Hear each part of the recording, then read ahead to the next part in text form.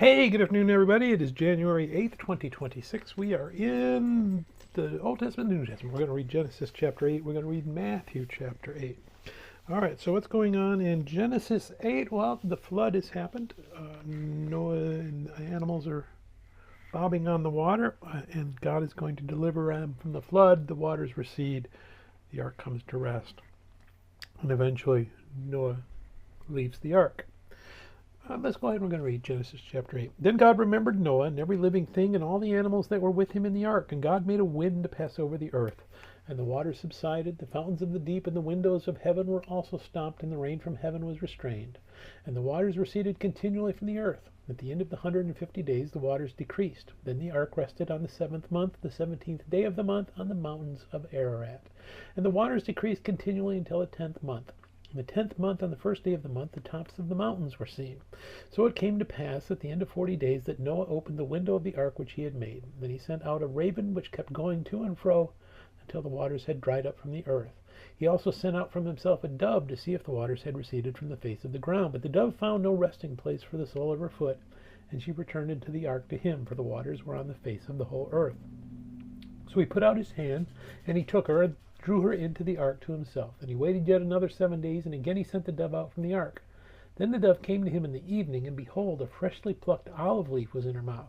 And Noah knew that the waters had receded from the earth. So he waited yet another 7 days, and sent out the dove, which did not return again to him any more.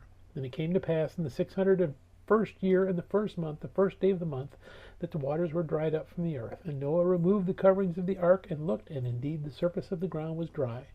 And in the 2nd month, on the 27th day of the month, the earth was dried. Then God spoke to Noah, saying, Go out of the ark, you and your wife, and your sons' wives with you. Bring out with you every living thing of all flesh that is with you, birds and cattle, and every creeping thing that creeps on the earth, so that they may abound on the earth, and be fruitful and multiply on the earth. So Noah went out, and his sons and his wife and his sons' wives with him, every animal, every creeping thing, every bird, and whatever creeps on the earth, according to their families, went out of the ark. Then Noah built an altar to the Lord, and he took of every clean animal and of every clean bird, and offered burnt offerings on the altar. And the Lord smelled a soothing aroma. Then the Lord said in his heart, I will never again curse the ground for man's sake, although the imagination of man's heart is evil from his youth. Nor will I again destroy every living thing as I have done, while the earth remains, seedtime and harvest, cold and heat, winter and summer, and day and night shall not cease. Now we want to see that God is not repentant. God is not sorrowful, not as God saying, oopsie, I made a mistake. God is simply stating a fact that okay, I created these creatures, human beings, male and female, gave them a free will, and their choice with that free will is one of two things. They can either follow their free will and ignore God's will, or they can follow God's will and ignore their own free will. And that was the choice that Adam had in the Garden of Eden, when God said, don't eat that tree, of that tree. And the choice was, well, if God doesn't want me to eat that tree, I don't eat that tree. But that's not what happened. Adam says, well, God doesn't want me to eat that tree. Nobody asked me if I should want it. Maybe I want to eat that tree. And he eats the tree. So he takes from God. And that's the fall. That's the sin. And God here is saying, and we saw sin, little teeny sin becomes a little more sin, until everything was corrupt. So God is simply saying, okay, I didn't fix sin, wasn't never going to fix sin. It wasn't about fixing sin. It was about showing that it's in the nature of man. Because now there's only the righteous Noah and his family left, and we're going to see sin comes right back. Why? Because that free will choice. Sooner or later, we come up against that decision of, I know what God wants, I know what I want, and I'm going to pick what I want over what God wants. And he says, you know what, I'm not going to destroy anything anymore. You've had that question of, okay, why didn't in the Garden of Eden God just end it right there and start all over again? Because that wouldn't have worked. And we see that in the story of Noah. And he's not going to do it again. Hey, you guys chose sin. You're going to have to deal with the consequences from here on. And that's essentially what we get for the rest of the Bible, is all of our attempts to try and reconcile ourselves to God and get over sin. We're going to have judges and commandments and kings and patriarchs and feasts and sacrifices. None of that works. What works is, well, let's get over to Matthew chapter 8 when we see the fix. That it isn't us alone that could have fixed it. It had to be that combination of God and man that only Jesus Christ fulfilled. And just as God in their story of the flood has absolute control over his creation, it bends to his will. He wants it to flood everything out. It floods everything out. Jesus is going to demonstrate his authority and power, that it's the same as God. He has control over lepers, over sickness, over a storm in this section. So let's go ahead and read Matthew chapter 8. When he had come down from the mountain, great multitudes followed him, and behold, a leper came and worshipped him, saying, Lord, if you are willing, you can make me clean. Then Jesus put out his hand, and he touched him, saying, I am willing, be cleansed. Immediately his leprosy was cleansed. Jesus said to him, see that you tell no one, but go your way, show yourself to the priests, and offer the gift that Moses commanded as a testimony to them. Now when Jesus had entered Capernaum, a centurion came to him, pleading with him, saying, Lord, my servant is lying at home paralyzed, dreadfully tormented.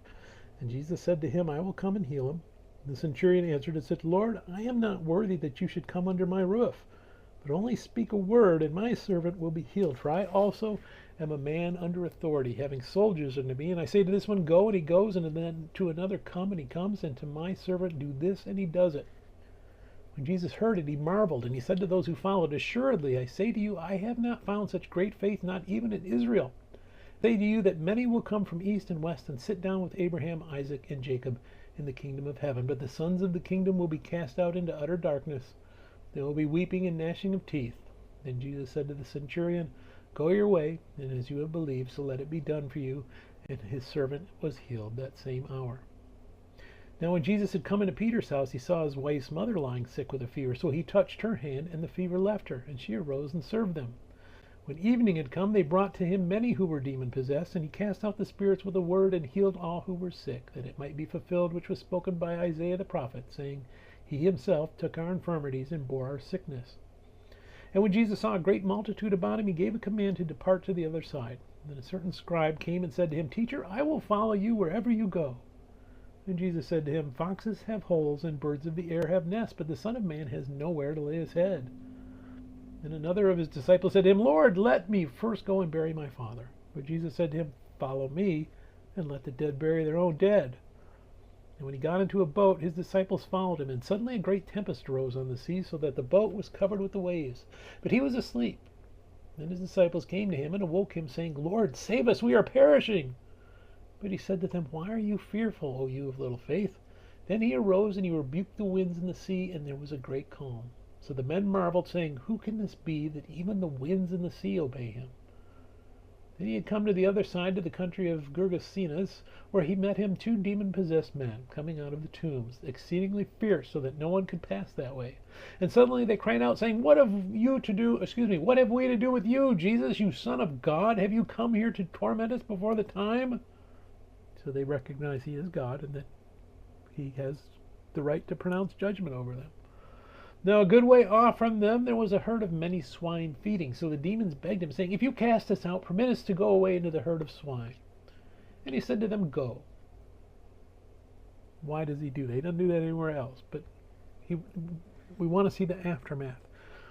What do demons want to do? They want to destroy whatever they're possessed in. They're a little more subtle than human beings, but once they get into these dumb pigs, they destroy the pigs. So let's go ahead and finish where we started in 32. And he said to them, go. So when they had come out, they went into the herd of swine, and suddenly the whole herd of swine ran violently down the steep place into the sea, and perished in the water. Then those who kept them fled, and they went away into the city, and told everything, including what had happened to the demon-possessed man. And behold, the whole city came out to meet Jesus, and when they saw him, they begged him to depart from their region. May God bless the reading of his word, and may God bless you. Bye.